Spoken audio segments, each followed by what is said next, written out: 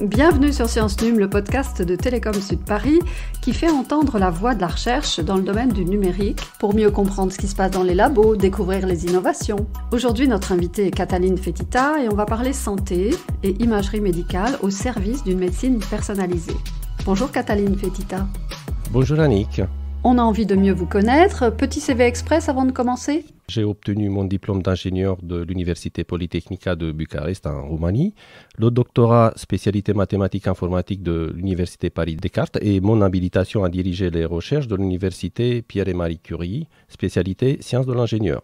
Je suis actuellement professeur à Télécom Sud Paris et je travaille depuis une vingtaine d'années dans le domaine d'imagerie médicale. Imagerie médicale et plus précisément imagerie pulmonaire. Alors qu'est-ce que vous faites exactement ?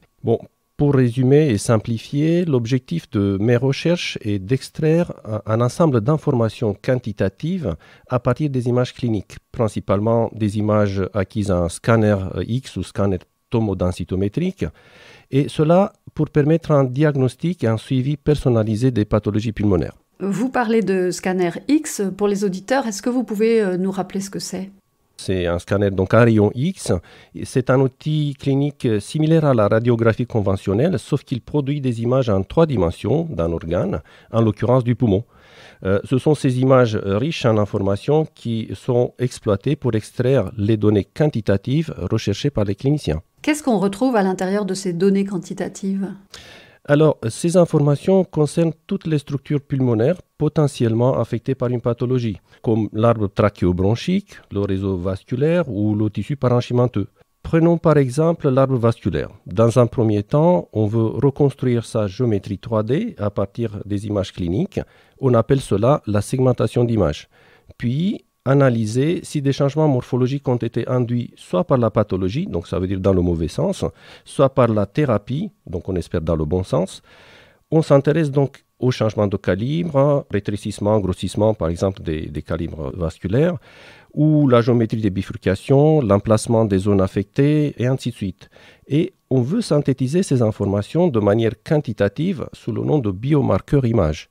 On a déjà entendu parler de ces biomarqueurs, alors qu'est-ce que vous apportez de plus dans vos travaux ? En effet, ces biomarqueurs sont spécifiques à l'analyse image, c'est pour ça qu'on les appelle biomarqueurs images, et on ne peut les extraire qu'en isolant correctement les structures d'intérêt, d'où l'importance de l'étape de segmentation. Ce sont eux qui apportent l'information quantitative en plus de l'information visuelle que le radiologue sait déjà interpréter.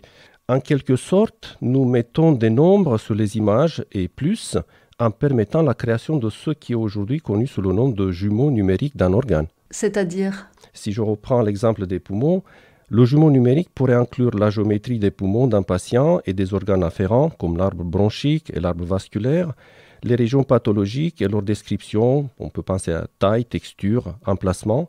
On obtient ainsi une description précise anatomopathologique de ces organes et leur visualisation en 3 dimensions. Et ensuite ? En allant au-delà de la morphologie, le jumeau numérique peut ensuite modéliser le fonctionnement d'un organe via des simulations numériques et prédire ainsi le bénéfice d'une action thérapeutique qui de facto va cibler ce patient. Et donc ? On se dirige ainsi vers une médecine personnalisée et prédictive. On comprend mieux. Et avec le jumeau numérique, quel est le niveau de détail atteint ? Alors, le niveau de détail, c'est quelque chose effectivement d'important. Nous arrivons à un niveau de détail qui est limité par la résolution du système imageur, c'est-à-dire dans notre cas de l'ordre de millimètres pour les diamètres des plus petits vaisseaux, si on parle des vaisseaux. Ce niveau de détail va permettre d'assurer une bonne précision du jumeau numérique et bien sûr sa fiabilité. Quand on vous entend parler poumon, arbre bronchique, on comprend qu'on est au cœur du monde médical et qu'il s'agit de recherche multidisciplinaire. Alors avec qui travaillez-vous ? Effectivement, vous avez tout à fait raison. Cette recherche ne pourrait pas être menée en solitaire sans le concours des médecins et aussi des scientifiques dans d'autres spécialités.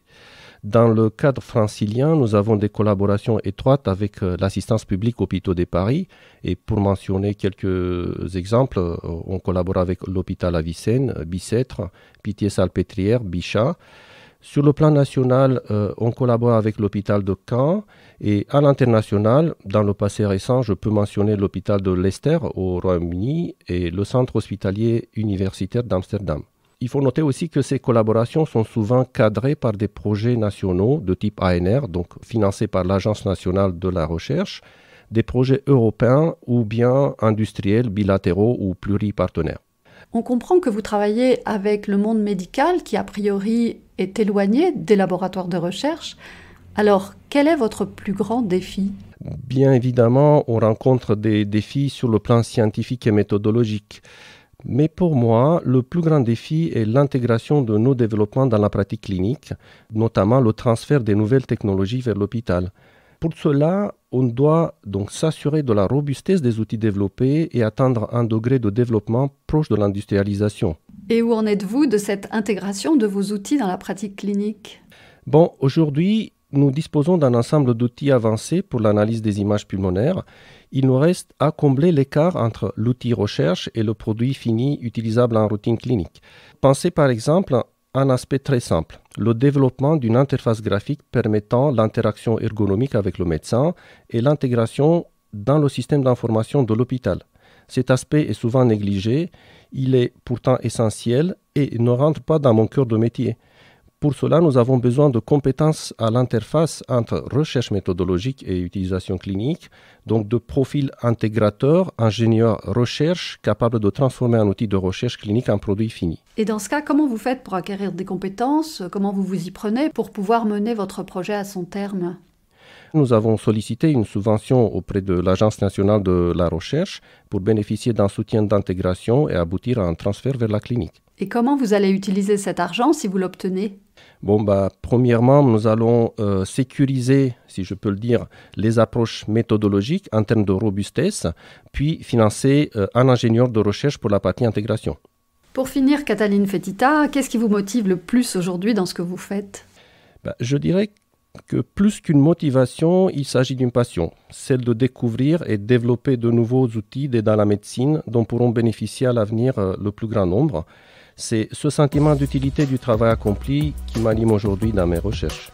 Merci Katalin Fetita d'avoir accepté de partager vos recherches au travers de ce podcast. Grâce à vous, on comprend qu'on peut parler d'imagerie pulmonaire augmentée, qu'il existe des jumeaux numériques d'organes et qu'on vise une médecine personnalisée et plus efficace. Je rappelle que vous êtes co-auteur de très nombreuses publications internationales pour ceux qui veulent aller plus loin. C'était Science Num, un podcast soutenu par le Carnot Télécom et Société Numérique. Vous pouvez retrouver toute la série des podcasts sur vos plateformes d'écoute préférées.